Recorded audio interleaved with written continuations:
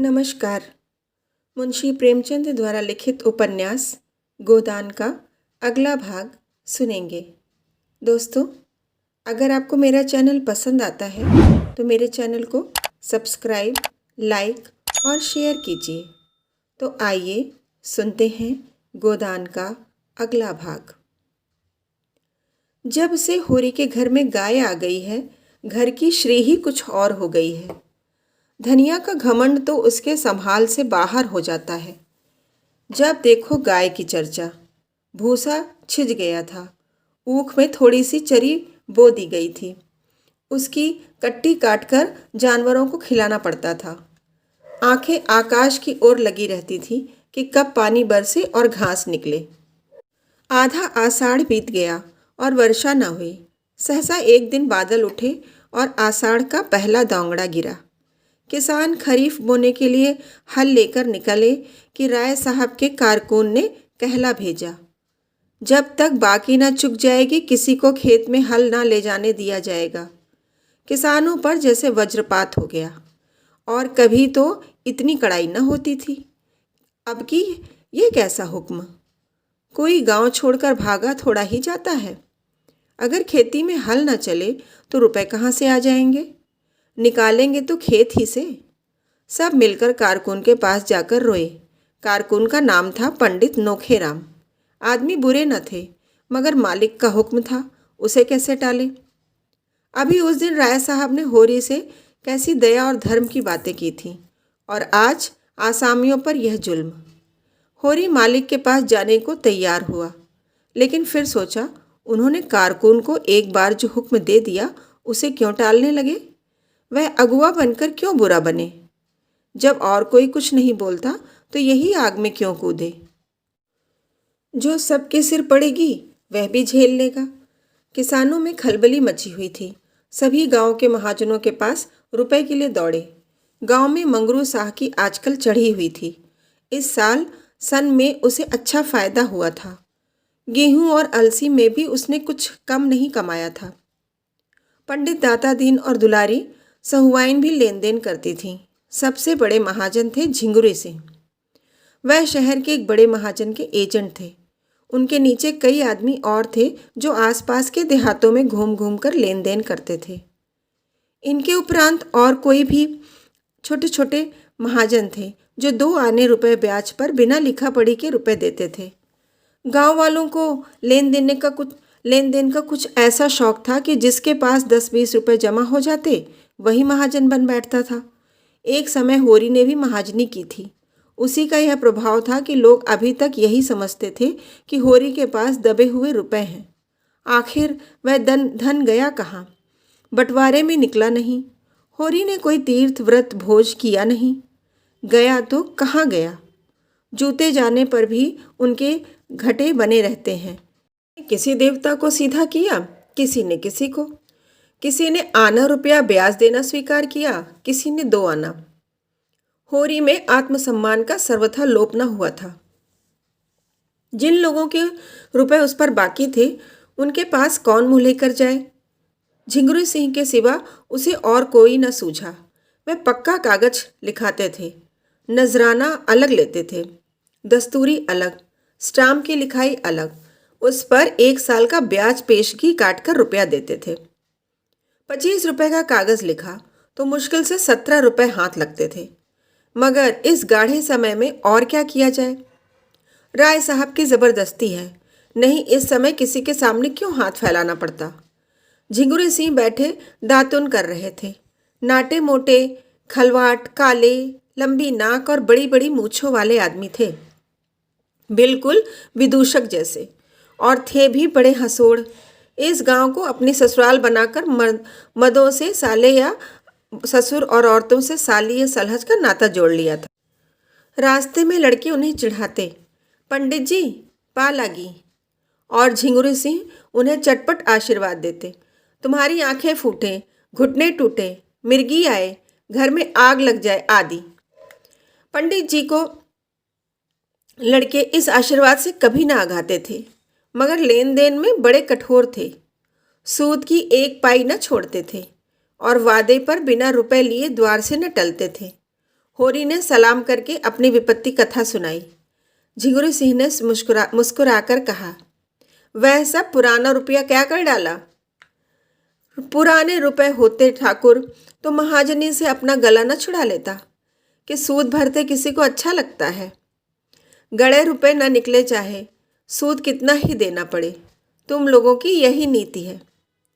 कहाँ के गड़े रुपए बाबू साहब, खाने को तो होता नहीं। लड़का जवान हो गया, ब्याह का कहीं ठिकाना नहीं। बड़ी लड़की भी ब्याहने जोग हो गई। रुपए होते तो किस दिन के लिए गाड़ रखते। झिंगुर सिंह ने जब से उसके द्वार पर गाय देखी थी, उस पर दांत लगाए हुए गाय की डील डौल और गठन कह रहा था कि उसमें 5 सेर से कम दूध नहीं है। झिंगुर सिंह ने जब से उसके द्वार पर गाय देखी थी, उस पर दांत लगाए हुए गाय का डील डौल और गठन कह रहा था कि उसमें 5 सेर से कम दूध नहीं है।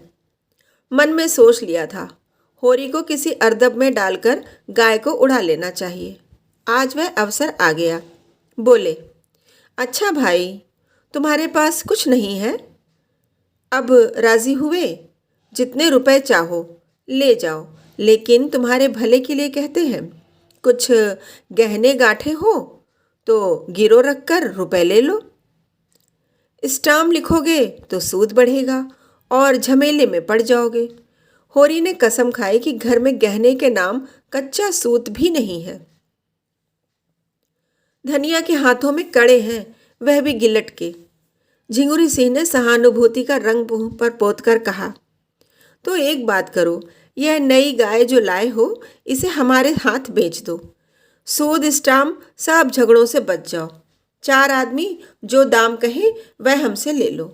हम जानते हैं तुम उसे अपने शौक से लाए हो और बेचना नहीं चाहते, लेकिन यह संकट तो टालना ही पड़ेगा। होरी पहले तो इस प्रस्ताव पर हंसा। उस पर शांत मन से विचार भी न करना चाहता था, लेकिन ठाकुर ने ऊंच नीच सुझाया। महाजनी के हथकंडों का ऐसा भीषण रूप दिखाया कि उसके मन में भी यह बात बैठ गई। ठाकुर ठीक ही तो कहते हैं, जब हाथ में रुपए आ जाए गाय ले लेना। 30 रुपए का कागज लिखने पर कहीं 25 रुपए मिलेंगे और 3-4 साल तक न दिए गए तो पूरे 100 हो जाएंगे। पहले का अनुभव यही बता रहा था कि करज वह मेहमान है जो एक बार आकर जाने का नाम नहीं लेता। बोला, मैं घर जाकर सबसे सलाह कर लूं तो बताऊं। सलाह नहीं करना है, उनसे कह देना है कि रुपए उधार लेने में अपनी बर्बादी के सिवा और कुछ नहीं।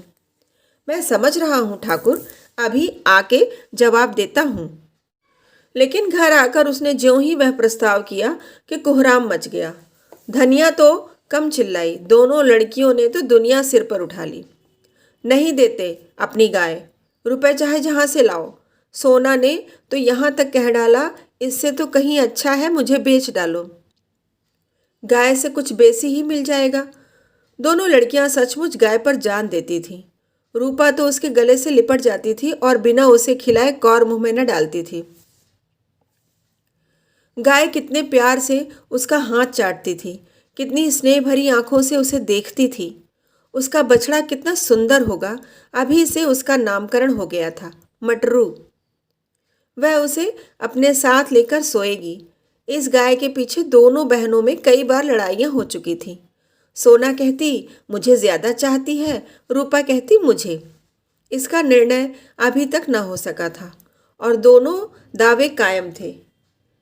मगर होरी ने आगा पीछा सुझाकर आखिर धनिया को किसी तरह राजी कर लिया।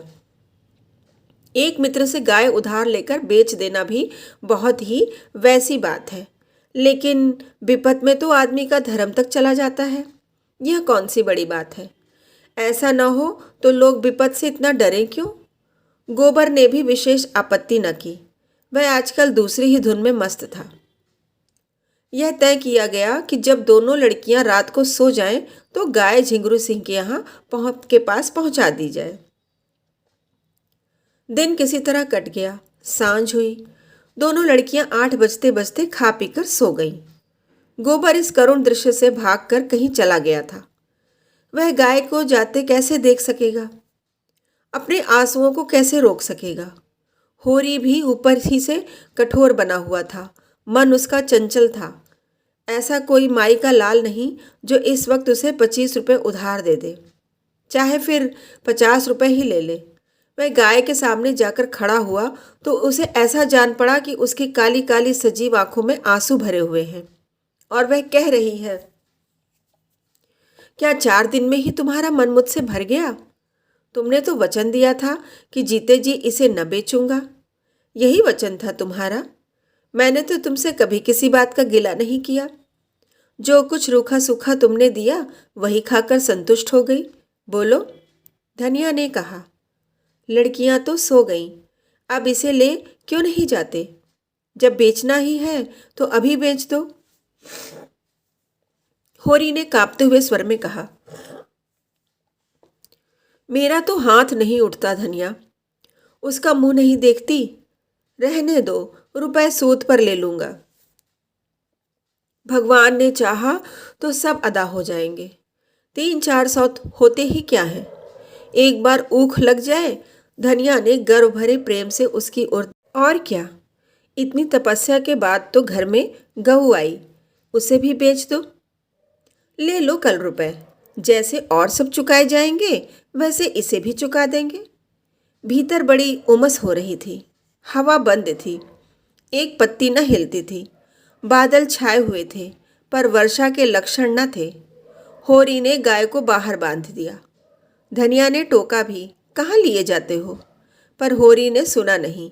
बोला, बाहर हवा में बांध देता हूँ, आराम से रहेगी। उसके भी तो जान है। गाय बांधकर वह अपने मझले भाई शोभा को देखने गया। शोभा को इधर कई महीनों से दमे का आर्जा हो गया था। दवा दारू की जुगत नहीं, खाने पीने का प्रबंध नहीं और काम करना पड़ता था जी तोड़कर। इसलिए उसकी दशा दिन दिन बिगड़ती जाती थी। शोभा सहनशील आदमी था। लड़ाई झगड़े से कोसों भागने वाला। किसी से मतलब नहीं, अपने काम से काम। होरी उसे चाहता था और वह भी होरी का अदब करता था। दोनों में रुपए पैसे की बातें होने लगी। राय साहब का यह नया फरमान आलोचनाओं का केंद्र बना हुआ था। कोई 11 बजते बजते होरी लौटा और भीतर जा रहा था कि उसे आभास हुआ जैसे गाय के पास कोई आदमी खड़ा है। पूछा, कौन खड़ा है वहाँ? हीरा बोला, मैं हूँ दादा, तुम्हारे कौड़े में आग लेने आया था। हीरा उसके कौड़े में आग लेने आया है। इस जरा सी बात में होरी को भाई की आत्मीयता का परिचय मिला।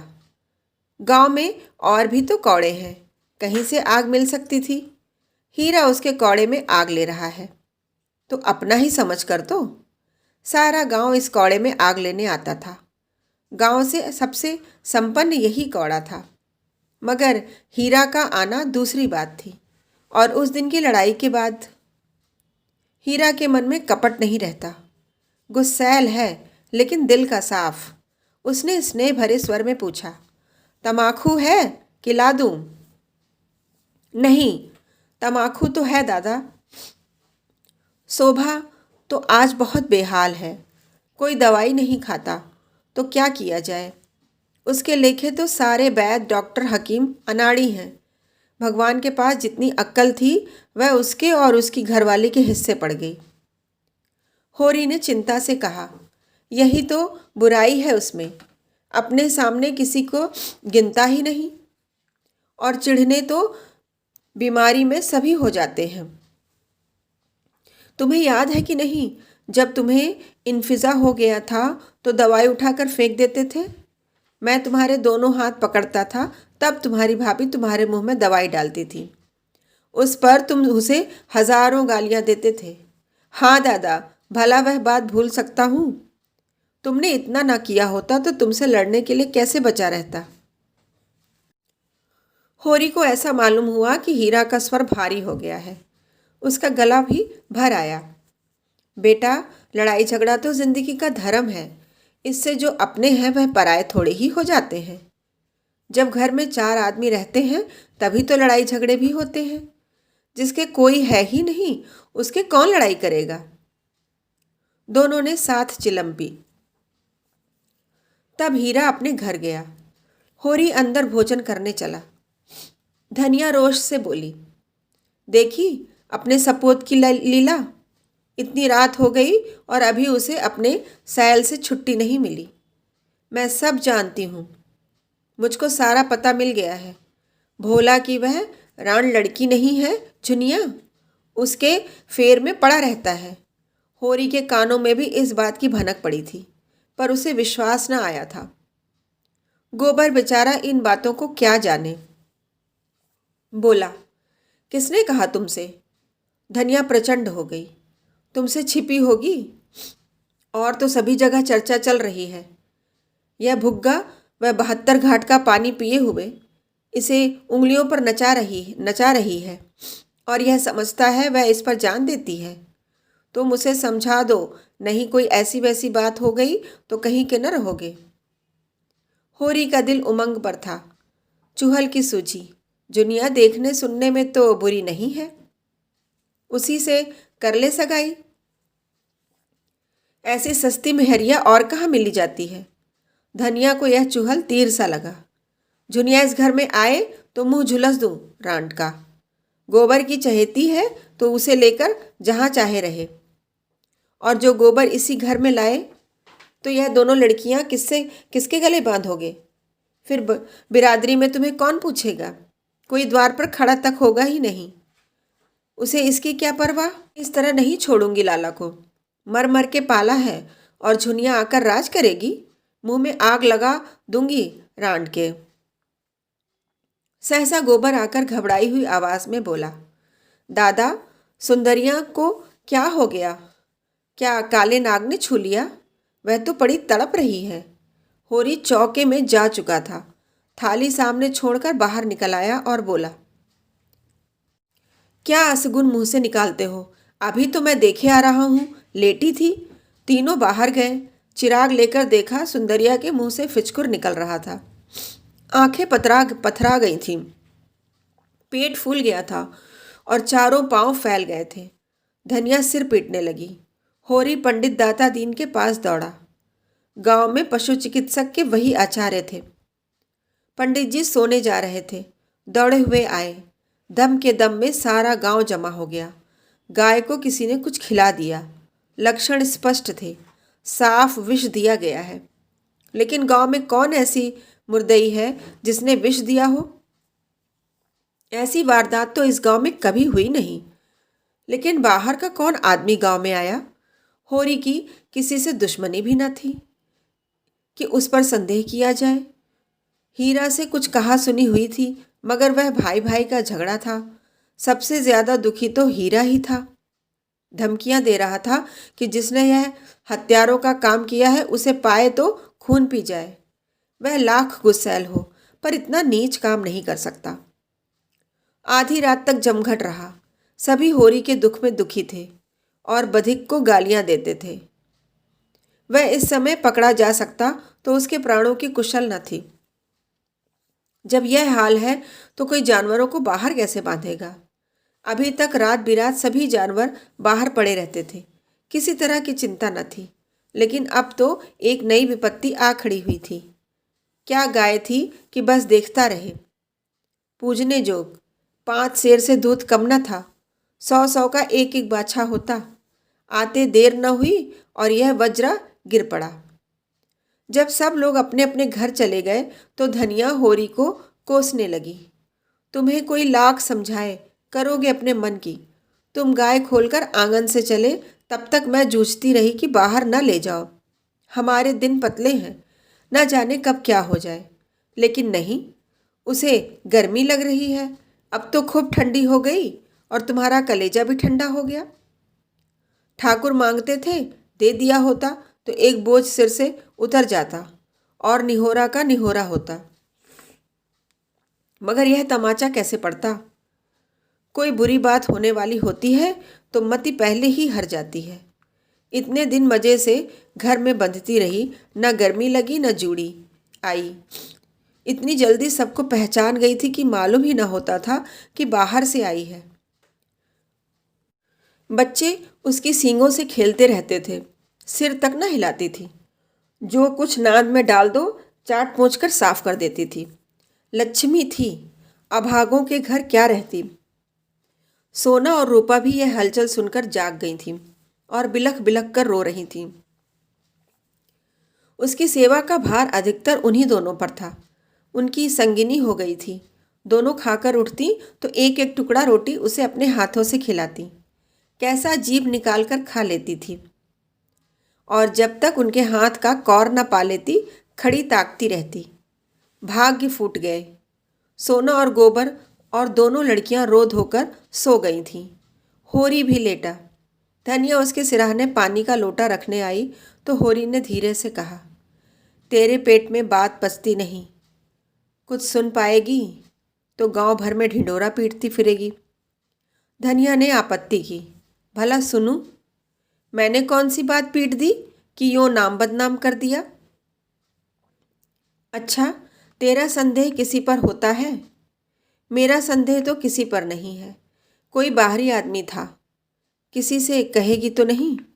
कहूँगी नहीं तो गांव वाले मुझे गहने कैसे गढ़वा देंगे। अगर किसी से कहा तो मार ही डालूंगा। मुझे मारकर सुखी न रहोगे। अब दूसरी मेहरिया नहीं मिली जाती। जब तक हूँ तुम्हारा घर संभाले हुए हूँ। जिस दिन मर जाऊंगी सिर पर हाथ धरकर रोओगे। अभी मुझ में सारी बुराइयां ही बुराइयां हैं। तब आंखों से आंसू निकलेंगे। मेरा संदेह हीरा पर होता है। झूठ, बिल्कुल झूठ। हीरा इतना नीच नहीं है। वह मुँह का ही खराब है। मैंने अपनी आंखों से देखा। सच, तेरे सिर की सौं। तुमने अपनी आंखों देखा? कब? वही मैं शोभा को देखकर आया तो वह सुंदरिया की नात के पास खड़ा था। मैंने पूछा, कौन है? तो बोला, मैं हूँ हीरा। कौड़े में से आग लेने आया था। थोड़ी देर मुझसे बातें करता रहा। मुझे चिलम पिलाई।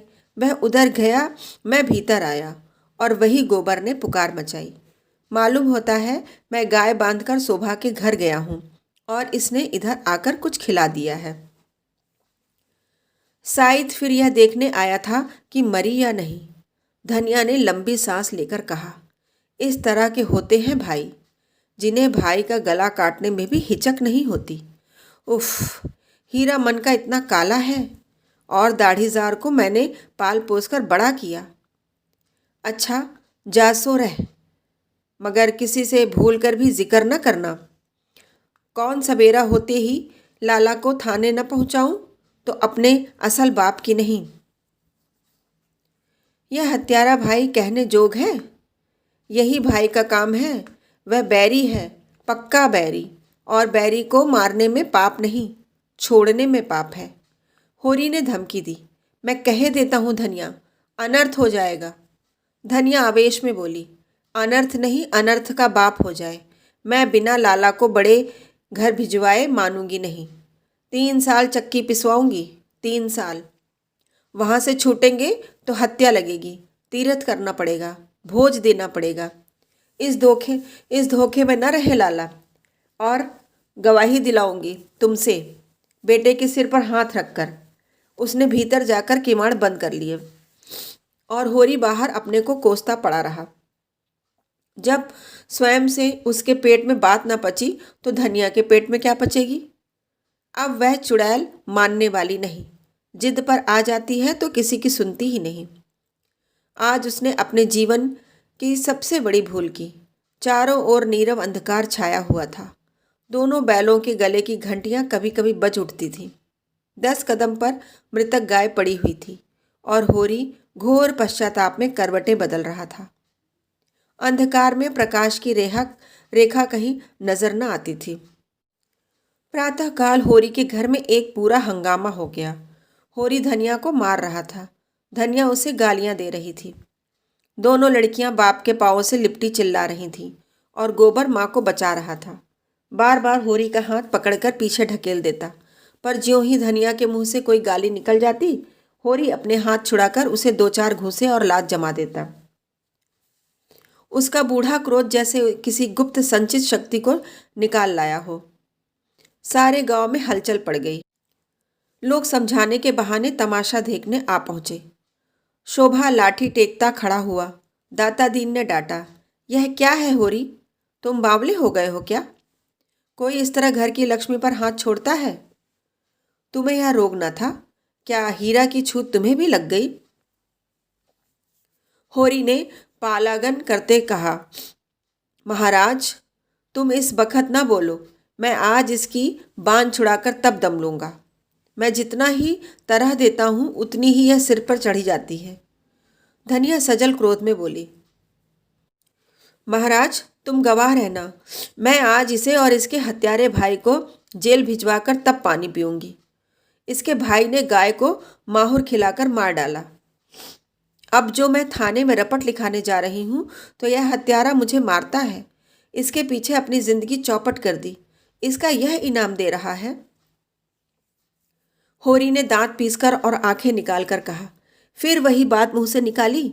तूने देखा था हीरा को माहुर खिलाते? तू कसम खा जा कि तूने हीरा को गाय की नाद के पास खड़े नहीं देखा। हाँ, मैंने नहीं देखा, कसम खाता हूँ। बेटे के माथे पर हाथ रख के कसम खा। होरी ने गोबर के माथे पर कांपता हुआ हाथ रखकर कांपते हुए स्वर में कहा, मैं बेटे की कसम खाता हूँ कि मैंने हीरा को नाद के पास नहीं देखा। धनिया ने जमीन पर थूक कर कहा, थोड़ी है तेरी झुठाई पर। तूने खुद मुझसे कहा कि हीरा चोरों की तरह नाद के पास खड़ा था और अब भाई के पक्ष में झूठ बोलता है। थोड़ी है। अगर मेरे बेटे का बाल भी बांका हुआ तो घर में आग लगा दूंगी, सारी गृहस्थी में आग लगा दूंगी। भगवान, आदमी मुंह से बात कहकर इतनी बेशर्मी से मुकर जाता है। होरी पांव पटक कर बोला, धनिया, गुस्सा मत दिखा, नहीं बुरा होगा। मार तो रहा है और मार ले। जा, तू अपने बाप का बेटा होगा जो आज मुझे मार कर तब पानी पिएगा। पापी ने मारते मारते मेरा भुरकस निकाल दिया, फिर भी इसका जी नहीं भरा। मुझे मारकर समझाता है मैं बड़ा वीर हूँ। भाइयों के सामने भीगी बिल्ली बन जाता है। पापी कहीं का, हत्यारा। फिर वह बैन कर कहकर रोने लगी। इस घर में आकर उसे क्या नहीं झेला, किस किस तरह पेट तन नहीं काटा, किस तरह एक एक लत्ते को तरसी, किस तरह एक एक पैसा प्राणों की तरह सचा, किस तरह घर भर को खिलाकर आप पानी पीकर सो रही, और आज उन सारे बलिदानों का यह पुरस्कार। भगवान बैठे यह अन्याय देख रहे हैं और उसकी रक्षा को नहीं दौड़ते। गज की और द्रौपदी की रक्षा करने बैकुंठ से दौड़े थे, आज क्यों नींद में सोए हुए हैं। जनमत धीरे धीरे धनिया की ओर आने लगा। इसमें अब किसी को संदेह नहीं रहा कि हीरा ने ही गाय को जहर दिया। होरी ने बिल्कुल झूठी कसम खाई है, इसका भी लोगों को विश्वास हो गया। गोबर को भी बाप की इस झूठी कसम और उसके फलस्वरूप आने वाली विपत्ति की शंका ने होरी के विरुद्ध कर दिया। उस पर जो दाता दीन ने डांट बताई तो होरी परास्त हो गया, चुपके से बाहर चला गया। सत्य ने विजय पाई। दाता दीन ने शोभा से पूछा, तुम कुछ जानते हो शोभा, क्या बात हुई? शोभा जमीन पर लेटा हुआ बोला, मैं तो महाराज 8 दिन से बाहर नहीं निकला। होरी दादा कभी कभी जाकर कुछ दे आते हैं, उसी से काम चलता है। रात भी वह मेरे पास गए थे। किसने क्या किया मैं कुछ नहीं जानता। हाँ, कल सांझ को हीरा मेरे घर खुरपी मांगने गया था। कहता था एक जड़ी खोदना है। फिर तब से मेरी उससे भेंट नहीं हुई। धनिया इतनी शह पाकर बोली, पंडित दादा, वह उसी का काम है। शोभा के घर से खुरपी मांगकर लाया और कोई जड़ी खोदकर गाय को खिला दी। उस रात को जो झगड़ा हुआ था उसी दिन से वह खार खाए बैठा था। दाता दीन बोले, यह बात साबित हो गई तो उसे हत्या लगेगी। पुलिस कुछ करे या ना करे, धर्म तो बिना दंड दिए न रहेगा। चली तो जा रुपया, हीरा को बुला ला, कहना पंडित दादा बुला रहे हैं। अगर उसने हत्या नहीं की है तो गंगा जल उठा ले और चौरे पर चढ़कर कसम खाए। धनिया बोली, महाराज, उसके कसम का भरोसा नहीं, चटपट खा लेगा। जब इसने झूठी कसम खा ली तो जो बड़ा धर्मात्मा बनता है तो हीरा का क्या विश्वास। अब गोबर बोला, खा ले झूठी कसम, वंश का अंत हो जाए। बूढ़े जीते रहे, जवान जीकर क्या करेंगे। रूपा एक क्षण में आकर बोली, काका घर में नहीं है पंडित दादा। काकी कहती हैं कहीं चले गए हैं। दाता दीन ने लंबी दाढ़ी फटकार कर कहा, तूने पूछा नहीं कहाँ चले गए? घर में छिपा बैठा ना हो। देखा तो देख तो सोना, भीतर तो नहीं बैठा है। धनिया ने टोका, उसे मत भेजो दादा, हीरा के सिर हत्या सवार है, न जाने क्या कर बैठे। दाता दीन ने खुद लकड़ी संभाली और खबर लाए कि हीरा सचमुच कहीं चला गया है। पुनिया कहती है लुटिया डोर और डंडा सब लेकर गए हैं। पुनिया ने पूछा भी कहाँ जाते हो, पर बताया नहीं। उसने 5 रुपए आले में रखे थे, रुपए वहाँ नहीं हैं। शायद रुपए भी लेता गया। धनिया शीतल हृदय से बोली, मुंह में कालिख लगाकर कहीं भागा होगा। शोभा बोला, भाग के कहाँ जाएगा, गंगा नहाने न चला गया हो। धनिया ने शंका की, गंगा जाता तो रुपए क्यों ले जाता, और आजकल कोई परब भी तो नहीं है। इस शंका का कोई समाधान न मिला। धारणा दृढ़ हो गई। आज होरी के घर भोजन नहीं पका, न किसी ने बैलों को सानी पानी दिया। सारे गांव में सनसनी फैली हुई थी। 2-2, 4-4 आदमी जगह जगह जमा होकर इसी विषय की आलोचना कर रहे थे। हीरा अवश्य कहीं भाग गया। देखा होगा कि भेद खुल गया, अब जेल जाना पड़ेगा, हत्या लगेगी, बस कहीं भाग गया। पुनिया अलग रो रही थी, कुछ कहा न सुना, न जाने कहाँ चल दिए। जो कुछ कसर रह गई थी वह अब संध्या समय हल्के के थानेदार ने आकर पूरी कर दी। गांव के चौकीदार ने इस घटना की रपट की, जैसा उसका कर्तव्य था, और थानेदार साहब भला अपने कर्तव्य से कब चूकने वाले थे। अब गांव वालों को भी उनकी सेवा सत्कार करके अपने कर्तव्य का पालन करना चाहिए। दाता दीन, झिंगुरू सिंह, नोखे राम, उनके चारों प्यादे, मंगरू शाह और लाला पटेश्वरी सभी आ पहुँचे और दरोगा जी के सामने हाथ बांधकर खड़े हो गए। होरी की तलबी हुई। जीवन में यह पहला अवसर था। होरी की तलबी हुई। जीवन में यह पहला अवसर था कि वह दरोगा के सामने आया। ऐसा डर रहा था जैसे फांसी हो जाएगी। धनिया को पीटते समय उसका एक एक अंग फड़क रहा था। दरोगा के सामने कछुए की भांति भीतर सिमटा जाता था। दरोगा ने उसे आलोचक नेत्रों से देखा और उसके हृदय तक पहुंच गए। आदमियों की नस पहचानने का उन्हें अच्छा अभ्यास था। किताबी मनोविज्ञान में कोरे, पर व्यवहारिक मनोविज्ञान के मर्मज्ञ थे। यकीन हो गया आज अच्छे का मुंह देखकर उठे हैं, और होरी का चेहरा कह देता था इसे केवल एक घुड़की काफ़ी है। दरोगा ने पूछा, तुझे किस पर शुबहा है? होरी ने जमीन छुई और हाथ बांधकर बोला, मेरा सुबह किसी पर नहीं है सरकार। गाय अपनी मौत से मरी है, बुढ़ी हो गई थी। धनिया भी आकर पीछे खड़ी थी। तुरंत बोली, गाय मारी है तुम्हारे भाई हीरा ने। सरकार, ऐसे बौड़म नहीं है कि जो कुछ तुम कह दोगे वह मान लेंगे। यहाँ जांच तहकीकात करने आए हैं। दरोगा जी ने पूछा, यह कौन औरत है? कई आदमियों ने दरोगा जी से कुछ बातचीत करने का सौभाग्य प्राप्त करने के लिए चढ़ा ऊपरी की। एक साथ बोले और अपने मन को इस कल्पना के संतोष दिया कि पहले मैं बोला। होरी की घरवाली है सरकार। तो इसे बुलाओ, मैं पहले इसी का बयान लिखूंगा। वह कहाँ है हीरा? विशिष्ट जनों ने एक स्वर से कहा, वह तो आज सवेरे से कहीं चला गया है सरकार। मैं उसके घर की तलाशी लूंगा। तलाशी? होरी की सांस तले ऊपर होने लगी। उसके भाई हीरा के घर की तलाशी होगी और हीरा घर में नहीं है, और फिर होरी के जीते जी उसके देखते यह तलाशी न होने पाएगी। और धनिया से अब उसका कोई संबंध नहीं, जहाँ चाहे जाए। जब वह उसकी इज्जत बिगाड़ने पर आ गई है तो उसके घर में कैसे रह सकती है? जब गली गली ठोकर खाएगी तब पता चलेगा। गांव के विशिष्ट जनों ने इस महान संकट को टालने के लिए कानाफूसी शुरू कर दी। दाता दीन ने गंजा सिर हिलाकर कहा, यह सब कमाने के ढंग हैं। पूछो हीरा के घर में क्या रखा है? पटेश्वरी लाल बहुत लंबे थे, पर लंबे होकर भी बेवकूफ़ न थे। अपना लंबा काला मुंह और लंबा करके बोले, और यहाँ आया है किस लिए? और जब आया है बिना कुछ लिए दिए गया कब है? झिंगुर सिंह ने होरी को बुलाकर कान में कहा, निकालो जो कुछ देना हो, यूं गला न छूटेगा।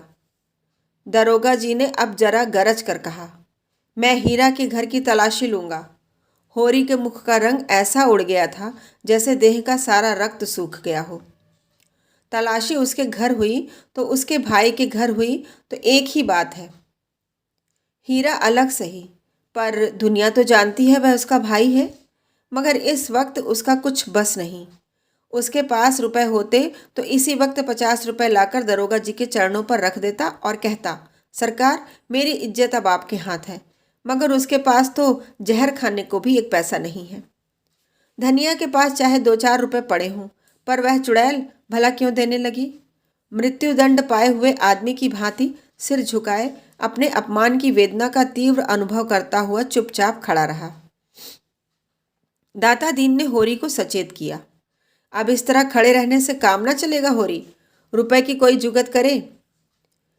होरी दीन स्वर में बोला, अब मैं क्या अरज करूं महाराज, अभी तो पहले ही की गठरी सिर पर लदी है और किस मुंह से मांगूं। लेकिन इस संकट से उबार लो। जीता रहा तो कौड़ी कौड़ी चुका दूंगा, मैं मर भी जाऊं तो गोबर तो है ही। नेताओं में सलाह होने लगी, दरोगा जी को क्या भेंट किया जाए। दाता दीन ने 50 का प्रस्ताव किया। झिंगुर सिंह ने के अनुमान में 100 से कम पर सौदा न होगा। नोखे राम भी 100 के पक्ष में थे और होरी के लिए 100 और 50 में कोई अंतर न था। इस तलाशी का संकट उसके सिर से टल जाए, पूजा चाहे कितनी ही चढ़ानी पड़े। मरे को मन पर लकड़ी से जलाओ या 10 मन से, उसे क्या चिंता। मगर पटेश्वरी से यह अन्याय न देखा गया। कोई डाका या कत्ल तो हुआ नहीं, केवल तलाशी हो रही है। इसके लिए 20 रुपए बहुत है। नेताओं ने धिक्कारा, तो फिर दरोगा जी से बातचीत करना, हम लोग नगीच न जाएंगे। कौन घुड़कियां खाए। होरी ने पटेश्वरी के पांव पर अपना सिर रख दिया, भैया मेरा उद्धार करो, जब तक जीऊँगा तुम्हारी ताबेदारी करूँगा। दरोगा जी ने फिर अपने विशाल वक्ष और विशालतर उदर की पूरी शक्ति से कहा, कहाँ है हीरा का घर, मैं उसके घर की तलाशी लूँगा। पटेश्वरी ने आगे बढ़कर दरोगा जी के कान में कहा, तलाशी लेकर क्या करोगे हुजूर, उसका भाई आपकी ताबेदारी के लिए हाजिर है। दोनों आदमी जरा अलग जाकर बातें करने लगे। कैसा आदमी है, बहुत ही गरीब हुजूर, भोजन का ठिकाना भी नहीं। सच? हाँ हुजूर, ईमान से कहता हूँ। अरे तो क्या एक 50 का डॉल भी नहीं है। कहाँ की बात हुजूर, 10 मिल जाए तो 1000 समझिए, 50 तो 50 जन्म में भी मुमकिन नहीं, और वह भी जब कोई महाजन खड़ा हो जाएगा। दरोगा जी ने 1 मिनट तक विचार करके कहा, तो फिर उसे सताने से क्या फ़ायदा, मैं ऐसों को नहीं सताता जो आप ही मर रहे हों। पटेश्वरी ने देखा, निशाना और आगे जा पड़ा। बोले, नहीं हुजूर ऐसा न कीजिए, नहीं फिर हम कहाँ जाएंगे, हमारे पास दूसरी और कौन सी खेती है। तुम इलाके के पटवारी हो। जी। कैसी बातें करते हो। जब ऐसा ही कोई अवसर आ जाता है तो आपकी बदौलत हम भी कुछ पा जाते हैं। नहीं, पटवारी को कौन पूछता है। अच्छा जाओ, 30 रुपए दिलवा दो, 20 रुपए हमारे, 10 रुपए तुम्हारे। 4 मुखियाँ हैं, इसका ख्याल कीजिए। अच्छा आधे आधे पर रखो, जल्दी करो, मुझे देर हो रही है। पटेश्वरी ने झिंगुरी से कहा। झिंगुरू ने होरी को इशारे से बुलाया, अपने घर ले गए। 30 रुपए गिनकर उसके हवाले किए और एहसान से दबाते हुए बोले, आज ही कागज लिखा लेना, तुम्हारा मुंह देखकर रुपए दे रहा हूँ, तुम्हारी भलमनसी पर। होरी ने रुपए लिए और अंगोछे के कोर में बांधे, प्रसन्न मुख आकर दरोगा जी की ओर चला। सहसा धनिया झपट कर आगे आई और अंगोछी के एक झटके के साथ उसके हाथ से छीन ली। गांठ पक्की न थी, झटका पाते ही खुल गई और सारे रुपए जमीन पर बिखर गए। नागिन की तरह फुंकार कर बोली, ये रुपए कहाँ लिए जा रहा है, बता। भला चाहता है तो सब रुपए लौटा दे, नहीं कहे देती हूँ, घर के परानी रात दिन मरे और दाने दाने को तरसे, लत्ता भी पहनने को मैसर न हो, और अंजलि भर रुपए लेकर चला है इज्जत बचाने। ऐसी बड़ी है तेरी इज्जत, जिसके घर में चूहे लोटे वह भी इज्जत वाला है। दरोगा तलाशी ही तो लेगा, ले ले जहाँ चाहे तलाशी। एक तो 100 रुपए की गाय गई, उस पर यह पलेथन। वाह हरी तेरी इज्जत। होरी खून का घूंट पीकर रह गया। सारा समूह जैसे थर्रा उठा। नेताओं के सिर झुक गए। दरोगा का मुंह जरा सा निकल आया। अपने जीवन में उसे ऐसी लताड़ न मिली थी। होरी स्तंभित सा खड़ा रहा। जीवन में आज पहली बार धनिया ने उसे भरे अखाड़े में पटकनी दी, आकाश तका दिया। अब वह कैसे सिर उठाए? मगर दरोगा जी इतनी जल्दी हार मानने वाले न थे। खिसियाकर बोले, मुझे ऐसा मालूम होता है कि इस शैतान की खाला ने हीरा को फंसाने के लिए खुद गाय को जहर दे दिया। धनिया हाथ मटकाकर बोली, हाँ दे दिया। अपनी गाय थी, मार डाली। फिर किसी दूसरे का जानवर तो नहीं मारा। तुम्हारे तहकीकात में यही निकलता है तो यही लिखो। पहना दो मेरे हाथ में हथकड़ियाँ। देख लिया तुम्हारा न्याय और तुम्हारे अक्कल की दौड़। गरीबों को गला काटना दूसरी बात है, दूध का दूध और पानी का पानी करना दूसरी बात। होरी आंखों से अंगारे बरसाता धनिया की ओर लपका, पर गोबर सामने आकर खड़ा हो गया और उग्र भाव से बोला, अच्छा दादा, अब बहुत हुआ, पीछे हट जाओ, नहीं मैं कहे देता हूँ मेरा मुंह न देखोगे।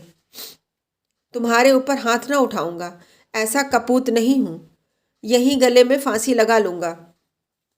होरी पीछे हट गया और धनिया शेर होकर बोली, तू हट जा गोबर, देखूं तो क्या करता है मेरा। दरोगा जी बैठे हैं, इसकी हिम्मत देखूं। घर में तलाशी होने से इसकी इज्जत जाती है। अपनी मेहरिया को सारे गांव के सामने लतियाने से इसकी इज्जत नहीं जाती। यही तो वीरों का धर्म है। बड़ा वीर है तो किसी मर्द से लड़। जिसकी बाह पकड़कर लाया उसे मारकर बहादुर न कहलाएगा।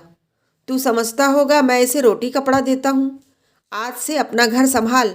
देख तो इसी गांव में तेरी छाती पर मूंग दलकर रहती हूँ कि नहीं, और उससे अच्छा खाऊं पहनूंगी। इच्छा हो देख ले। होरी परास्त हो गया।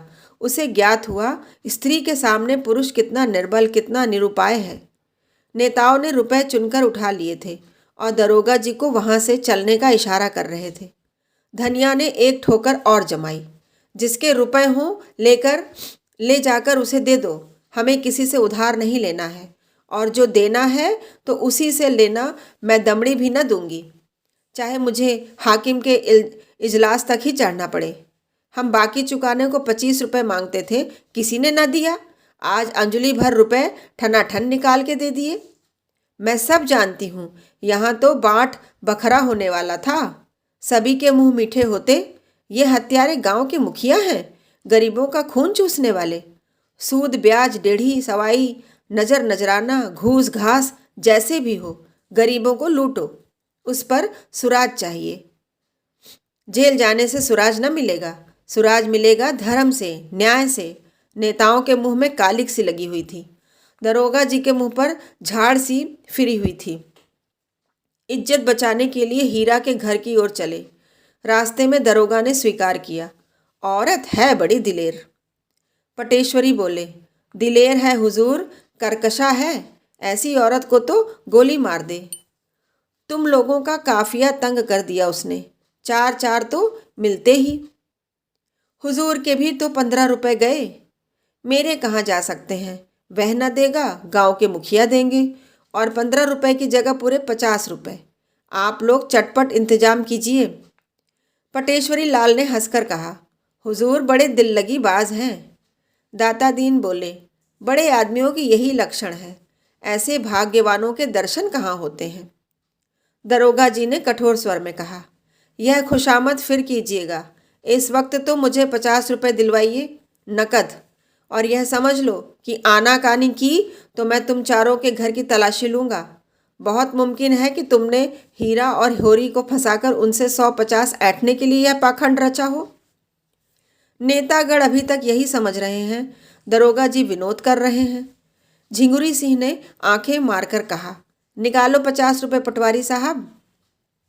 नोखे राम ने उनका समर्थन किया। पटवारी साहब का इलाका है, उन्हें जरूर आपकी खातिर करनी चाहिए। पंडित नोखे राम जी की चौपाल आ गई। दरोगा जी एक चरपाई पर बैठ गए और बोले, तुम लोगों ने क्या निश्चय किया? रुपए निकालते हो या तलाशी करवाते हो? दाता दीन ने आपत्ति की। मगर हुजूर, मैं अगर मगर कुछ नहीं सुनना चाहता। झिंगुरी सिंह ने साहस किया। सरकार, यह तो सरासर, मैं 15 मिनट का समय देता हूँ। अगर इतनी देर में पूरे 50 रुपए ना आए तो तुम चारों के घर की तलाशी होगी। और गंडा सिंह को जानते हो? उसका मारा पानी भी नहीं मांगता। पटेश्वरी लाल ने तेज स्वर से कहा, आपको अख्तियार है, तलाशी ले लें। यह अच्छी दिल लगी है। काम कौन करे, पकड़ा कौन जाए। मैंने 25 साल थानेदारी की है, जानते हो। लेकिन ऐसा अंधेर तो कभी नहीं हुआ। तुमने अभी अंधेर नहीं देखा, कहो तो वह भी दिखा दूं। एक एक को 5-5 साल के लिए भिजवा दूं। यह मेरे बाएं हाथ का खेल है। डाके में सारे गांव को काले पानी भिजवा सकता हूँ। इस धोखे में न रहना। चारों सज्जन चौपाल के अंदर जाकर विचार करने लगे। फिर क्या हुआ, किसी को मालूम नहीं। हाँ, दरोगा जी प्रसन्न दिखाई दे रहे थे और चारों सज्जनों के मुंह पर फटकार बरस रही थी। दरोगा जी घोड़े पर सवार होकर चले तो चारों नेता दौड़ रहे थे। घोड़ा दूर निकल गया तो चारों सज्जन लौटे। इस तरह मानो किसी प्रियजन का संस्कार करके शमशान से लौट रहे हों।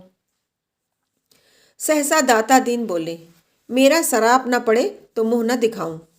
नोखेराम ने समर्थन किया, ऐसा धन कभी फलते नहीं देखा। पटेश्वरी ने भविष्यवाणी की, हराम की कमाई हराम में जाएगी। झिंगुरी सिंह को आज ईश्वर की न्यायपरता में संदेह हो गया था। भगवान न जाने कि यह अंधेर देखकर भी पापियों को दंड नहीं देते। इस वक्त इन सज्जनों की तस्वीरें खींचने लायक थीं। हीरा का कहीं पता न चला और दिन गुजरते जाते थे। होरी से जहाँ तक दौड़ धूप हो सकी थी, फिर हार कर बैठा रहा। खेती बाड़ी की भी फिक्र करनी थी। अकेला आदमी क्या क्या करता। और अब अपनी खेती से ज़्यादा फिक्र थी पुनिया की खेती की। पुनिया अब अकेली होकर और भी प्रचंड हो गई थी। होरी को अब उसकी खुशामद करते बीतती थी। हीरा था तो वह पुनिया को दबाए रहता था। उसके चले जाने से अब पुनिया पर कोई अंकुश न रह गया था। होरी की पट्टीदारी हीरा से थी। पुनिया अबला थी, उससे वह क्या तनातनी करता। और पुनिया उसके स्वभाव से परिचित थी और उसकी सज्जनता का उसे खूब दंड देती थी। खैरियत यही हुई कि कारकुन साहब ने पुनिया से बकाया लगान वसूल करने की कोई सख्ती न की, केवल थोड़ी सी पूजा लेकर राजी हो गए। नहीं, होरी अपनी बकाया के साथ उसकी बकाया चुकाने के लिए भी कर्ज लेने को तैयार था। सावन में धान की रुपाई की ऐसी धूम रही कि मजूर न मिले और होरी अपने खेतों में धान न रोप सका। लेकिन पुनिया के खेतों में कैसे न रुपाई होती। होरी ने पहर रात रात तक काम करके उसके धान रोपे। अब होरी ही तो उसका रक्षक है। अगर पुनिया को कोई कष्ट हुआ तो दुनिया उसी को तो हंसेगी। नतीजा यह हुआ कि होरी को खरीफ फसल में बहुत थोड़ा अनाज मिला और पुनिया के बखार में धान रखने की जगह न रही। होरी और धनिया में उस दिन से बराबर मनमुटाव चला आता था। गोबर से भी होरी की बोलचाल बंद थी। माँ बेटे ने मिलकर जैसे उसका बहिष्कार कर दिया था। अपने घर में परदेसी बना हुआ था। दो नावों पर सवार होने वालों की जो दुर्गति होती है वही उसकी हो रही थी। गांव में भी अब उसका उतना आदर न था। धनिया ने अपने साहस से स्त्रियों का ही नहीं, पुरुषों का नेतृत्व भी प्राप्त कर लिया था। महीनों तक आसपास के इलाकों में कांड की खूब चर्चा रही, यहाँ तक कि वह अलौकिक रूप तक धारण करता जाता था। धनिया नाम है उसका जी, भवानी का इष्ट है उसे। दरोगा जी ने ज्यों ही उसके आदमी के हाथ में हथकड़ी डाली कि धनिया ने भवानी का सुमिरन किया, भवानी उसके सिर आ गई। फिर तो उसमें इतनी शक्ति आ गई कि उसने एक झटके में पति की हथकड़ी तोड़ डाली और दरोगा की मूछें पकड़कर उखाड़ ली। फिर उसकी छाती पर चढ़ बैठी। दरोगा ने जब बहुत मानता की तब जाकर उसे छोड़ा। कुछ दिन तक तो लोग धनिया के दर्शनों को आते रहे। वह बात अब पुरानी पड़ गई थी, लेकिन गांव में धनिया का सम्मान बहुत बढ़ गया। उसमें अद्भुत साहस है और समय पड़ने पर वह मर्दों के भी कान काट सकती है। मगर धीरे धीरे धनिया में एक परिवर्तन हो रहा था। होरी को पुनिया की खेती में लगे देखकर भी वह कुछ न बोलती थी, और यह इसलिए नहीं कि वह होरी से विरक्त हो गई थी, बल्कि इसलिए कि पुनिया पर अब उसे दया आती थी। हीरा का घर से भाग जाना उसकी प्रतिशोध भावना की तुष्टि के लिए काफ़ी था। इसी बीच में होरी को ज्वर आने लगा। फसली बुखार फैला था। होरी उसके चपेट में आ गया, और कई साल के बाद जो ज्वर आया तो उसने सारी बकाया चुका ली। 1 महीने तक होरी खाट पर पड़ा रहा। इस बीमारी ने होरी को तो कुचल डाला ही, पर धनिया पर भी विजय पा गई। पति जब मर रहा है तो उससे कैसा बैर। ऐसी दशा में तो बैरियों से भी बैर नहीं रहता। वह तो अपना पति है। लाख बुरा हो, पर उसी के साथ जीवन के 25 साल काटे हैं। सुख किया है तो उसी के साथ दुख भी भोगा है, तो उसी के साथ अब तो चाहे वह अच्छा है या बुरा, अपना है।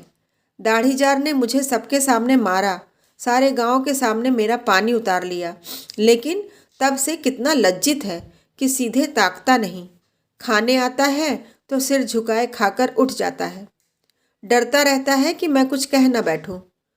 होरी जब अच्छा हुआ तो पति पत्नी में मेल हो गया था। एक दिन धनिया ने कहा, तुम्हें इतना गुस्सा कैसे आ गया? मुझे तो तुम्हारे ऊपर कितना ही गुस्सा आए, मगर हाथ न उठाऊंगी। होरी लजाता हुआ बोला, अब उसकी चर्चा न कर धनिया। मेरे ऊपर कोई भूत सवार था। इसका मुझे कितना दुख हुआ है वह मैं ही जानता हूँ। और जो मैं भी उस क्रोध में डूब मरी होती तो क्या मैं रोने के लिए बैठा रहता? मेरी लहास भी तेरे साथ चिता पर जाती। अच्छा चुप रहो, बेबात की बात मत बको। गाय गई सो गई, मेरे सिर पर एक विपत्ति डाल गई। पुनिया की फिक्र मुझे मारे डालती है। इसलिए तो कहते हैं भगवान घर का बड़ा न बनाए। छोटों को कोई नहीं हंसता, नेकी बदी सब बड़ों के सिर आती है। माघ के दिन थे। मघावट लगी हुई थी। घटाटोप अंधेरा छाया हुआ था। एक तो जाड़ों की रात, दूसरे माघ की वर्षा। मौत का सा सन्नाटा छाया हुआ था। अंधेरा तक न सूझता था। होरी भोजन करके पुनिया के मटर के खेत की मेड़ पर अपनी मड़ैया में लेटा हुआ था। चाहता था शीत को भूल जाए और सो रहे, लेकिन तार तार कंबल और फटी हुई मिर्जई और शीत के झोंकों से गीली पुआल, इतने शत्रुओं के सम्मुख आने का नींद में साहस न था। आज तमाकू भी न मिला कि उसी से मन बहलाता। उपला सुलगा लाया था, पर शीत में वह भी बुझ गया। बेवाए फटे पैरों को पेट में डालकर और हाथों को जांघों के बीच में दबाकर और कंबल में मुंह छिपाकर अपनी ही गर्म सांसों से अपने को गर्म करने की चेष्टा कर रहा था। 5 साल हुए यह मिर्जई बनवाई थी। धनिया ने एक प्रकार से जबरदस्ती बनवाई दी थी। वही जब एक बार काबुली से कपड़े लिए थे, जिसके पीछे कितनी सांसत हुई, कितनी गालियां खानी पड़ी, और कंबल तो उसके जन्म से भी पहले का है। बचपन में अपने बाप के साथ वह इसी में सोता था। जवानी में गोबर को लेकर इसी कंबल में उसके जाड़े कटे थे, और बुढ़ापे में आज वही बूढ़ा कंबल उसका साथी है। पर अब वह भोजन को चबाने वाला दांत नहीं, दुखने वाला दांत है। जीवन में ऐसा तो कोई दिन ही नहीं आया कि लगान और महाजन को देकर कभी कुछ बचा हो, और बैठे बैठाए यह एक नया जंजाल पड़ गया। न करो तो दुनिया हंसे, करो तो यह संशय बना रहे कि लोग क्या कहते हैं। सब यह समझते हैं कि वह दुनिया को लूट लेता है, उसकी सारी उपज घर में भर लेता है। एहसान तो क्या होगा, उल्टा कलंक लग रहा है। और उधर भोला कई बेर याद दिला चुके हैं कि कहीं कोई सगाई का डौल करो, अब काम नहीं चलता।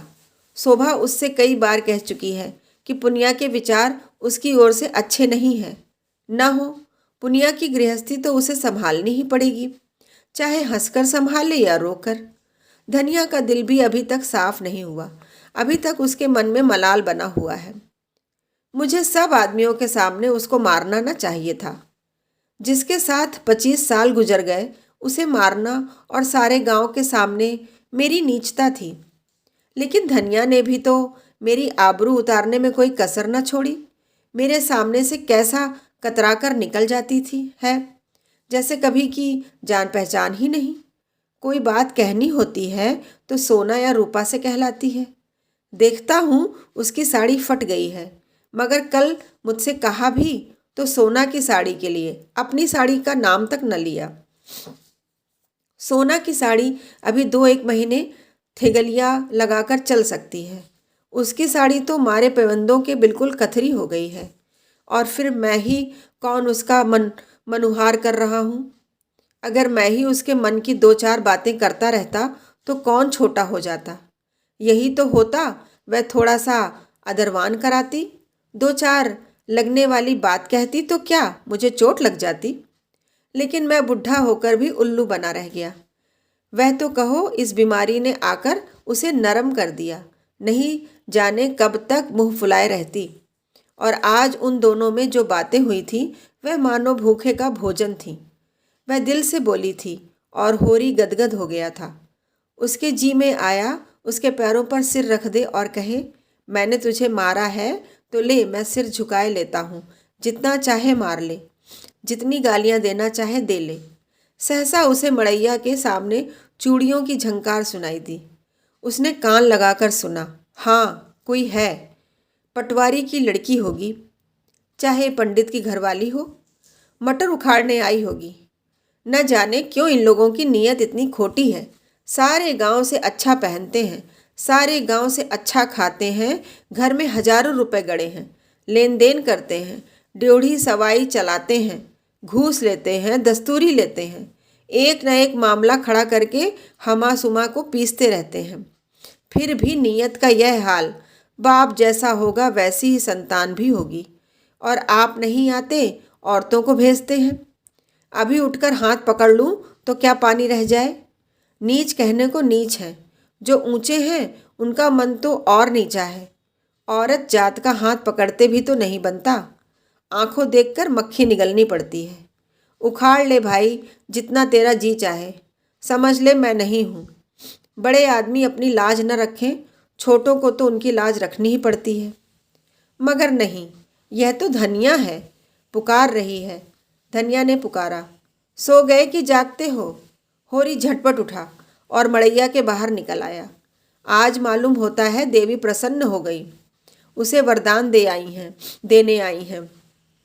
इसके साथ ही इस बादल बूंदी और जाड़े पाले में इतनी रात गए उसका आना शंकाप्रद भी था। जरूर कोई ना कोई बात हुई है। बोला, ठंडी के मारे नींद भी आती है, तू इस जाड़े पाले में कैसे आई? कुशल तो है? हाँ, सब कुशल है। गोबर को भेजकर मुझे क्यों नहीं बुलवा लिया? धनिया ने कोई उत्तर न दिया। मड़ैया में आकर पुआल पर बैठती हुई बोली, गोबर ने तो मुंह में कालिख लगा दी। उसकी करनी क्या पूछते हो? जिस बात को डरती थी वह हो कर रही। क्या हुआ? क्या? किसी से मार पीट कर बैठा। अब मैं जानूं क्या कर बैठा? चलकर पूछो उसी रांड से। किसी रांड से? क्या कहती है तू? बौरा तो नहीं गई? हाँ, बौरा क्यों न जाऊंगी। बात ही ऐसी हुई है कि छाती दुगनी हो जाए। होरी के मन में प्रकाश की एक लंबी रेखा ने प्रवेश किया। साफ साफ क्यों नहीं कहती किस रांड को कह रही है?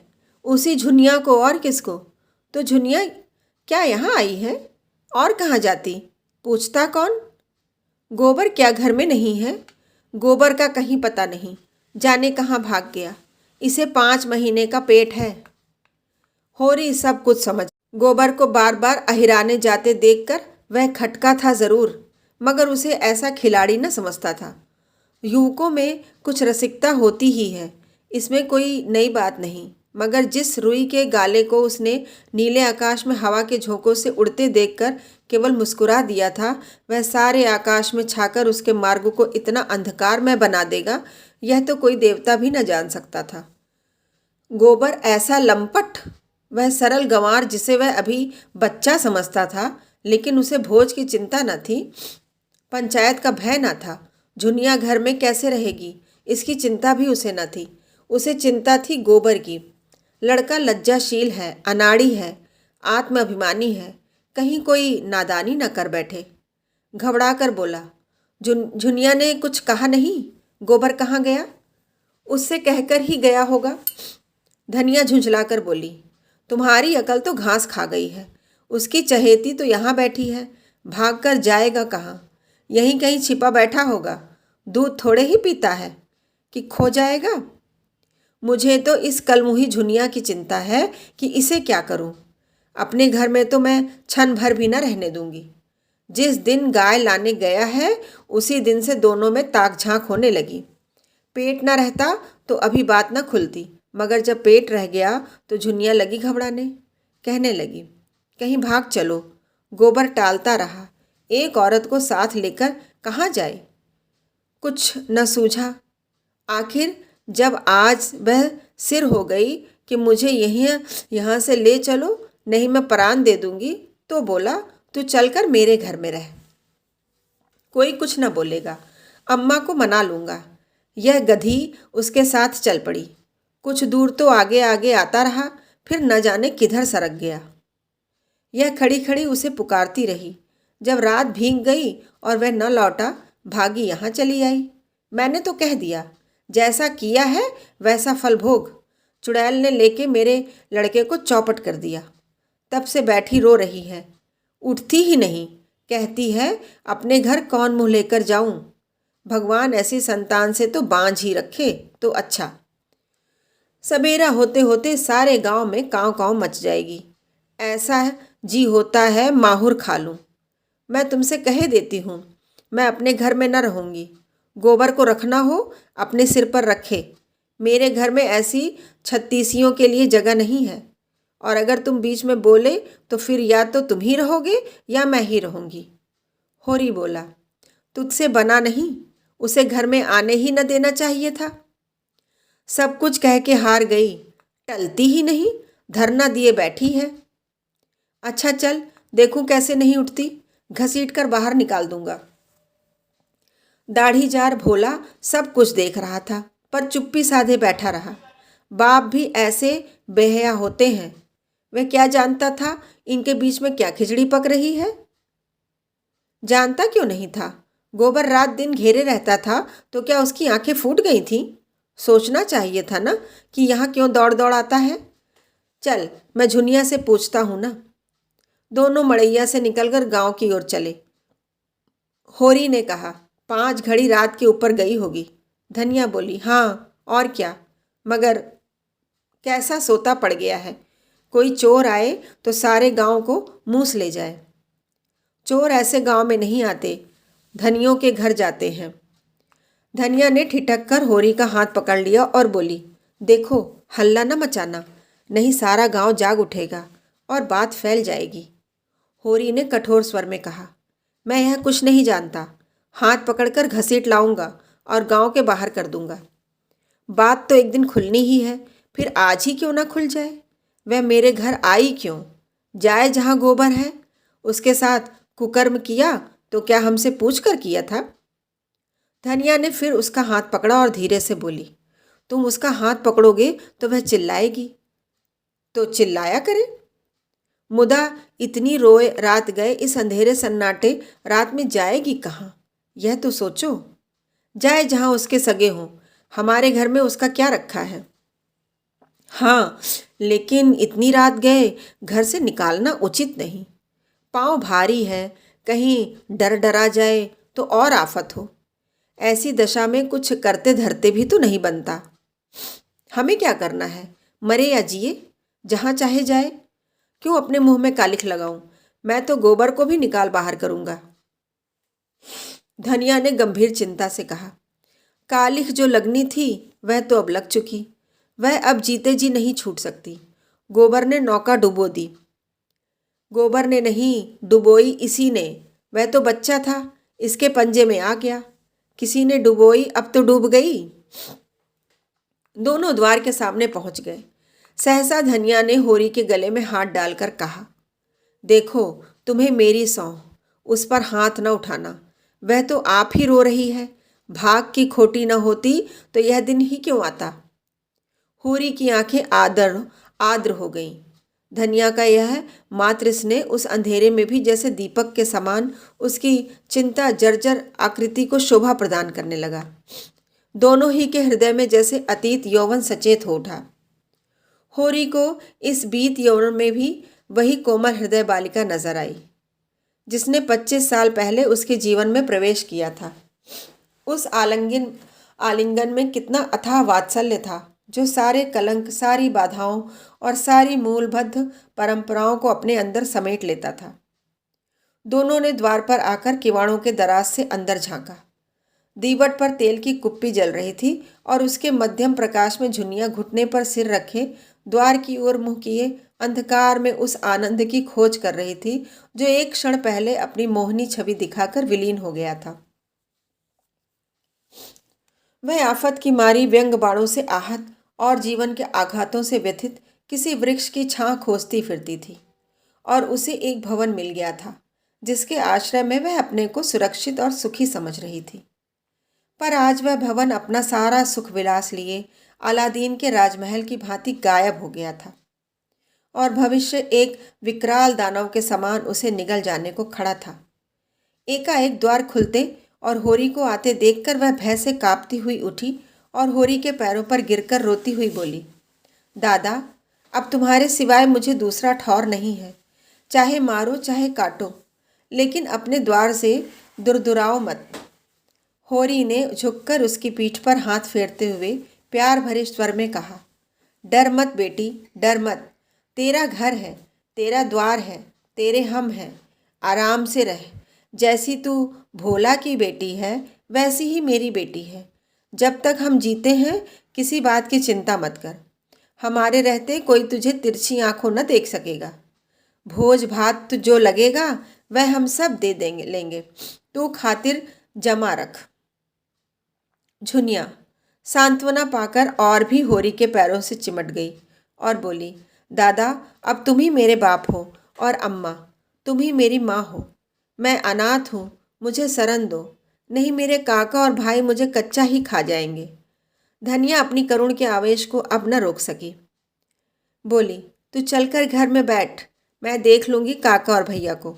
संसार में उन्हीं का राज नहीं है। बहुत करेंगे, अपने गहने ले लेंगे, फेंक देना उतार कर। अभी ज़रा देर पहले धनिया ने क्रोध के आवेश में झुनिया को उल्टा और कलंकिनी और कलमुही न जाने क्या क्या कह डाला था। झाड़ू मारकर घर से निकालने जा रही थी। अब जो झुनिया ने स्नेह, क्षमा और आश्वासन से भरे यह वाक्य सुने तो होरी के पांव छोड़कर धनिया के पांव से लिपट गई और वही साध्वी जिसने होरी के सिवा किसी पुरुष को आंख भरकर देखा भी न था, इस पापिष्ठा को गले लगाए उसके आंसू पोंछ रही थी और उसके त्रस्त हृदय को अपने कोमल शब्दों से शांत कर रही थी, जैसे कोई चिड़िया अपने बच्चे को परों में छिपाए बैठी हो। होरी ने धनिया को संकेत किया कि इसे कुछ खिला पिला दे और झुनिया से पूछा, क्यों बेटी, तुझे कुछ मालूम है गोबर किधर गया? झुनिया ने सिसकते हुए कहा, मुझसे तो कुछ नहीं कहा, मेरे कारण तुम्हारे ऊपर। यह कहते कहते उसकी आवाज़ आंसुओं में डूब गई। होरी अपनी व्याकुलता न छिपा सका। जब तूने आज उसे देखा तो कुछ दुखी था। बातें तो हंस हंस कर रहे थे। मन का हाल भगवान जाने। तेरा मन क्या कहता है गांव में ही कि कहीं बाहर चला गया? मुझे तो शंका होती है कहीं बाहर चले गए हैं। यही मेरा मन भी कहता है। कैसी नादानी की। हम उसके दुश्मन थोड़े ही थे। जब भली या बुरी एक बात हो गई तो उसे निभानी पड़ती है। इस तरह भागकर तो उसने हमारी जान आफत में डाल दी। धनिया ने झुनिया का हाथ पकड़कर अंदर ले जाते हुए कहा, कायर कहीं का, जिसकी बाह पकड़ी उसका निबाह करना चाहिए कि मुंह में कालिख लगाकर भाग जाना चाहिए। अब जो आए तो घर में बैठने न दूंगी। होरी वहीं पुआल में लेटा। गोबर कहाँ गया? यह प्रश्न उसके हृदय आकाश में किसी पक्षी की भांति मंडराने लगा। ऐसे असाधारण कांड पर गांव में जो कुछ हलचल मचनी चाहिए थी वह मचा और महीनों तक मचता रहा। झुनिया के दोनों भाई लाठियां लिए गोबर को खोजते फिरते थे। भोला ने कसम खाई कि अब न झुनिया का मुंह देखेंगे और न इस गांव का। होरी से उन्होंने अपनी सगाई की जो बातचीत की थी वह अब टूट गई थी। अब वह अपनी गाय के दाम लेंगे और नकद, और इसमें विलंब हुआ तो होरी पर दावा करके उसका घर द्वार नीलाम कर लेंगे। गांव वालों ने होरी को जाति बाहर कर दिया। कोई उसका हुक्का नहीं पीता, न उसके घर का पानी पीता है। पानी बंद कर देने की कुछ बातचीत थी, लेकिन धनिया का चंडी रूप सब देख चुके थे, इसलिए किसी की आगे आने की हिम्मत न पड़ी। धनिया ने सबको सुना सुना कर कह दिया, किसी ने उसे पानी भरने से रोका तो उसका और अपना खून एक कर देगी। ललकार ने सभी के पित्ते पानी कर दिए। सबसे दुखी है झुनिया, जिसके कारण यह सब उपद्रव हो रहा है, और गोबर की कोई खोज खबर न मिलना इस दुख की ओर और भी दारुण बना रहा है। सारे दिन मुँह छिपाए घर में पड़ी रहती है। बाहर निकले तो चारों ओर से वागबाणों की ऐसी वर्षा हो कि जान बचाना मुश्किल हो जाए। दिन भर घर के धंधे करती रहती है, और जब अवसर पाती है तो रो लेती है। हर दम थर थर काँपती रहती है कि कहीं धनिया कुछ कह ना बैठे। अकेला भोजन तो नहीं पका सकती, क्योंकि कोई उसके हाथ का खाएगा नहीं। बाकी सारा काम उसने अपने ऊपर ले लिया। गांव में जहाँ 4 स्त्री पुरुष जमा हो जाते हैं, यहीं कुत्सा होने लगता है। एक दिन धनिया हाट से चली आ रही थी कि रास्ते में पंडित दाता दीन मिल गए। धनिया ने सिर नीचा कर लिया और चाहती थी कि कतरा कर निकल जाए, पर पंडित जी छेड़ने का अवसर पाकर कब चूकने वाले थे। छेड़ ही तो दिया। गोबर का कुछ सर संदेश मिला कि नहीं धनिया? ऐसा कपूत निकला कि घर की सारी मर्जात बिगाड़ दी। धनिया के मन में स्वयं यही भाव आते रहते थे। उदास मन से बोली, बुरे दिन आते हैं बाबा तो आदमी की मति फिर जाती है। और क्या कहूँ? दाता दीन बोले, तुम्हें इस दुष्टा को घर में न रखना चाहिए था। दूध में मक्खी पड़ जाती है तो आदमी उसे निकालकर फेंक देता है और दूध पी जाता है। सोचो कितनी बदनामी और जगहसाई हो रही है। वह उल्टा घर में न रहती तो कुछ न होता। लड़कों से इस तरह की भूल चूक होती रहती है। जब तक बिरादरी को भात न दोगे, ब्राह्मणों को भोज न दोगे, कैसे उद्धार होगा? उसे घर में न रखते तो कुछ न होता। होरी तो पागल है ही, तू कैसे धोखे खा गई? दाता दीन का लड़का माता दीन एक चमारिन से फंसा हुआ था। इसे सारा गांव जानता था, पर वह तिलक लगाता था, पोथी पत्रे बाँचता था, कथा भागवत कहता था, धर्म संस्कार कराता था। उसकी प्रतिष्ठा में जरा भी कमी न थी। वह नित्य स्नान पूजा करके अपने पापों का प्रायश्चित कर लेता था। धनिया जानती थी झुनिया को आश्रय देने ही से यह सारी विपत्ति आई है। उसे न जाने कैसे दया आ गई। नहीं, उसी रात को झुनिया को निकाल देती तो क्यों इतना उपहास होता। लेकिन यह भय भी होता था कि तब उसके लिए नदी या कुआं के सिवा और ठिकाना कहाँ था। एक प्राण का मूल्य देकर, एक नहीं 2 प्राणों का, वह अपने मर्जात की रक्षा कैसे करती? फिर झुनिया के गर्भ में जो बालक है वह धनिया ही के हृदय का टुकड़ा तो है। हंसी के डर से उसके प्राण कैसे ले लेती? और फिर झुनिया की नम्रता और दीनता भी उसे निरस्त्र करती रहती थी। यह झली भुनी बात बाहर से आती, पर ज्यों ही झुनिया लोटे का पानी लाकर रख देती और उसके पांव दबाने लगती, उसका क्रोध पानी हो जाता। बेचारी अपनी लज्जा और दुख से आप दबी हुई है, उसे और क्या दबाए? मरे को क्या मारे? उसने तीव्र स्वर में कहा। हमको कुल प्रतिष्ठा इतनी प्यारी नहीं है महाराज कि उसके पीछे एक जीव की हत्या कर डालते। ब्याहता न सही, पर उसकी बाँह तो पकड़ी है मेरे बेटे ने ही। किस मुंह से निकाल देती? वही काम बड़े बड़े करते हैं, मुदा उनसे कोई नहीं बोलता, उन्हें कलंक ही नहीं लगता। वही काम छोटे आदमी करते हैं तो उनकी मर्जात बिगड़ जाती है, नाक कट जाती है। बड़े आदमियों को अपनी नाक दूसरों की जान से प्यारी होगी, हमें तो अपनी नाक इतनी प्यारी नहीं। दाताधीन हार मानने वाले जीव न थे। वह इस गांव के नारद थे। यहाँ की वहाँ, वहाँ की यहाँ, यही उनका व्यवसाय था।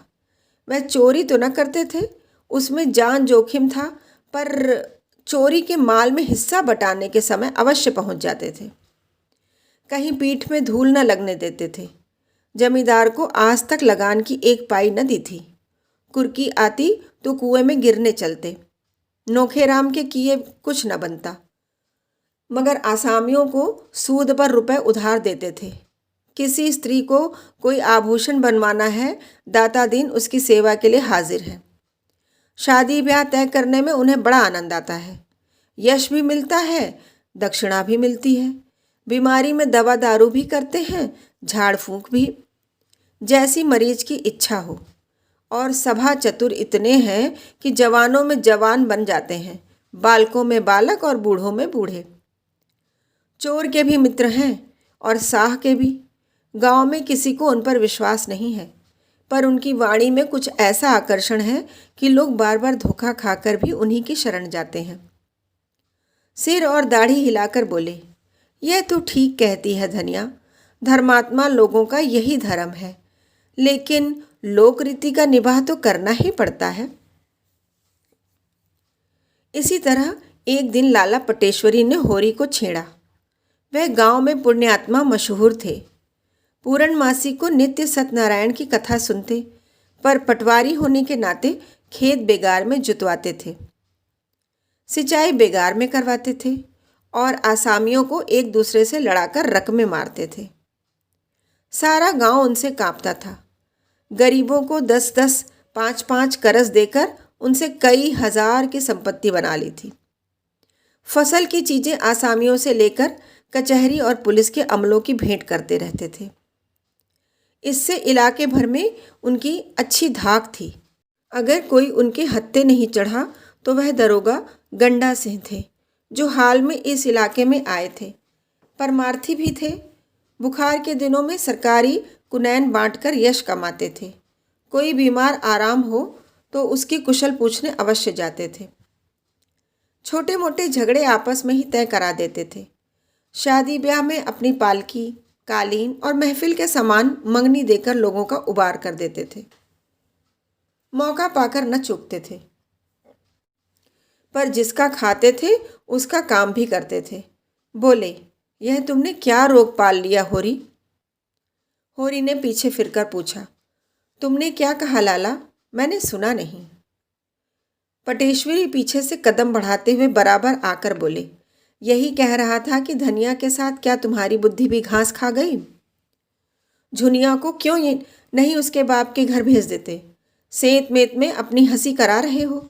न जाने किसका लड़का लेकर आ गई और तुमने घर में बैठा लिया। अभी तुम्हारी 2-2 लड़कियां ब्याहने को बैठी हुई हैं।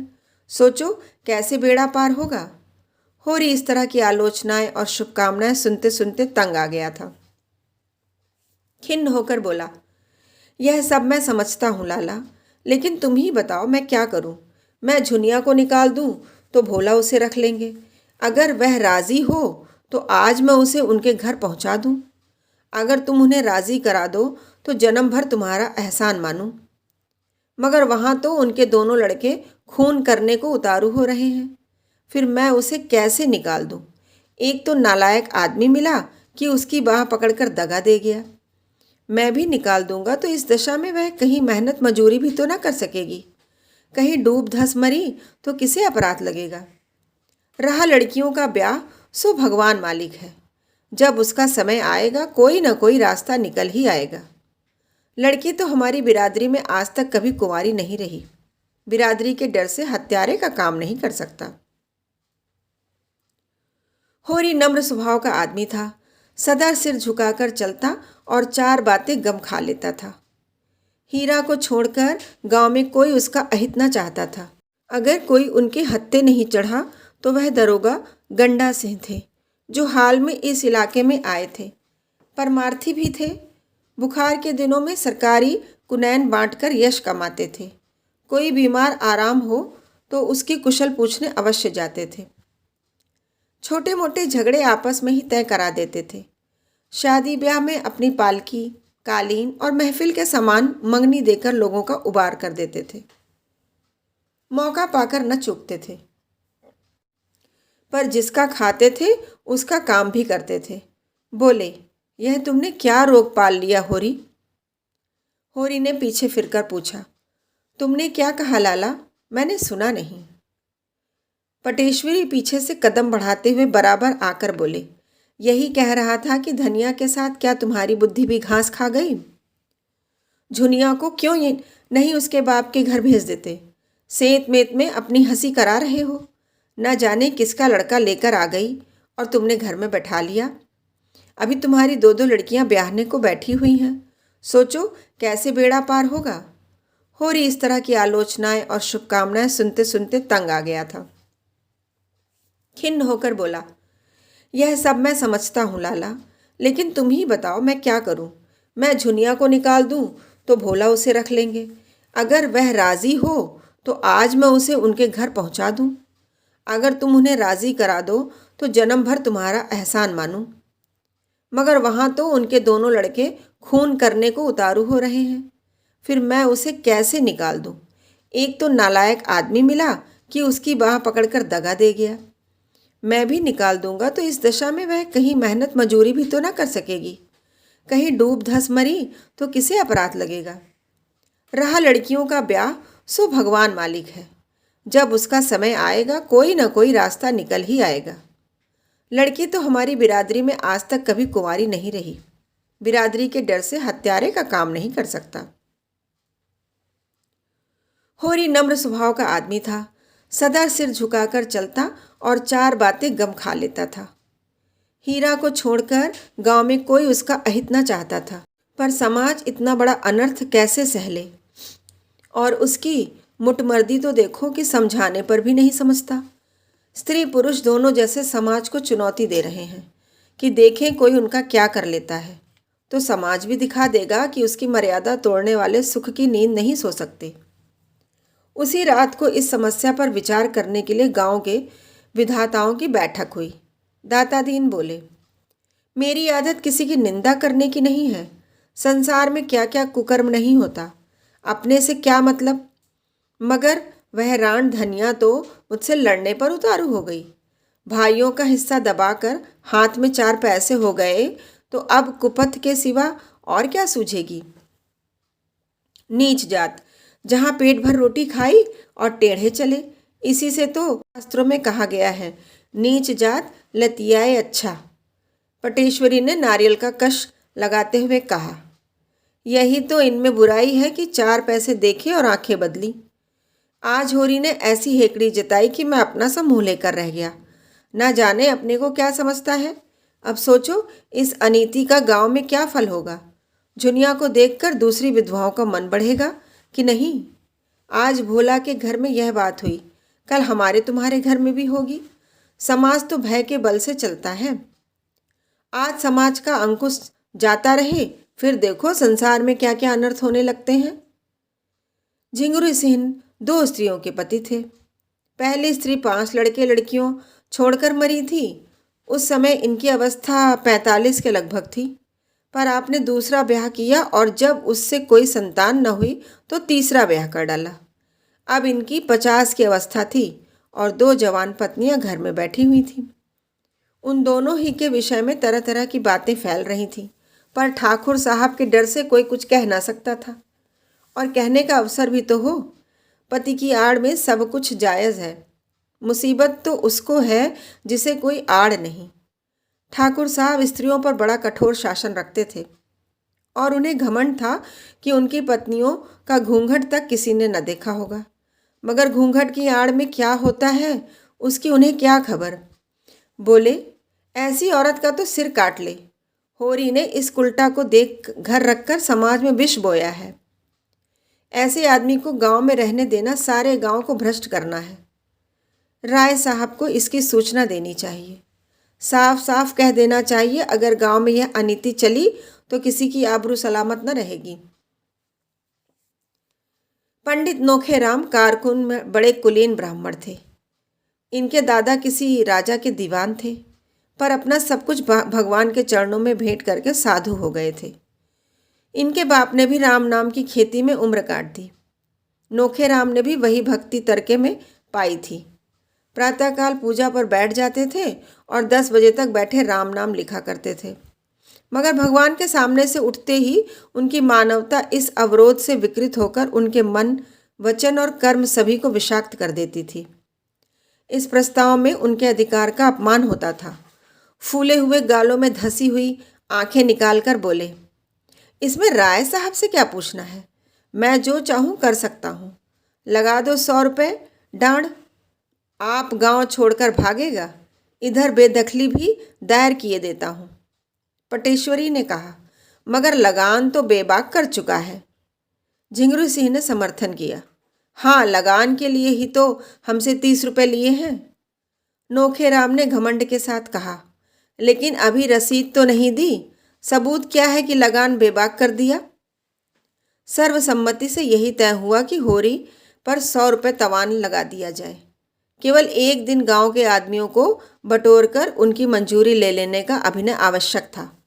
संभव था इसमें 10-5 दिन की देर हो जाती, पर आज ही रात को झुनिया के लड़का पैदा हो गया और दूसरे ही दिन गांव वाले की पंचायत बैठ गई। होरी और धनिया दोनों अपनी किस्मत का फैसला सुनने के लिए बुलाए गए। चौपाल में इतनी भीड़ थी कि कहीं तिल रखने की जगह ना थी। पंचायत ने फैसला किया, होरी पर 100 रुपये नकद और 30 मन अनाज डांड लगाया जाए। धनिया भरी सभा में रुआंधे हुए कंठ से बोली, पंचों, गरीब को सताकर सुख न पाओगे। इतना समझ लेना, हम तो मिट जाएंगे, कौन जाने इस गांव में रहें या ना रहें, लेकिन मेरा शराप तुमको भी जरूर से जरूर लगेगा। मुझसे इतना कड़ा जरिमाना इसलिए लिया जा रहा है कि मैंने अपनी बहू को क्यों अपने घर में रखा, क्यों उसे घर से निकालकर सड़क की भिखारिन नहीं बना दिया। यही न्याय है। पटेश्वरी बोले, वह तेरी बहू नहीं है, हरजाई है। होरी ने धनिया को डांटा, तू क्यों बोलती है धनिया? पंच में परमेश्वर रहते हैं, उनका जो न्याय है वह सिर आंखों पर। अगर भगवान की इच्छा यही है कि हम गांव छोड़कर भाग जाएं, तो हमारा क्या बस। पंचों, हमारे पास जो कुछ है वह अभी खलियान में है, एक दाना भी घर में नहीं आया। जितना चाहो ले लो, सब लेना चाहो सब ले लो, हमारा भगवान मालिक है। जितनी कमी पड़े उसमें हमारे दोनों बैल ले लेना। धनिया दांत कटकटा कर बोली, मैं एक दाना अनाज न दूंगी, न एक कौड़ी डांड। जिसमें बूता हो चलकर मुझसे ले।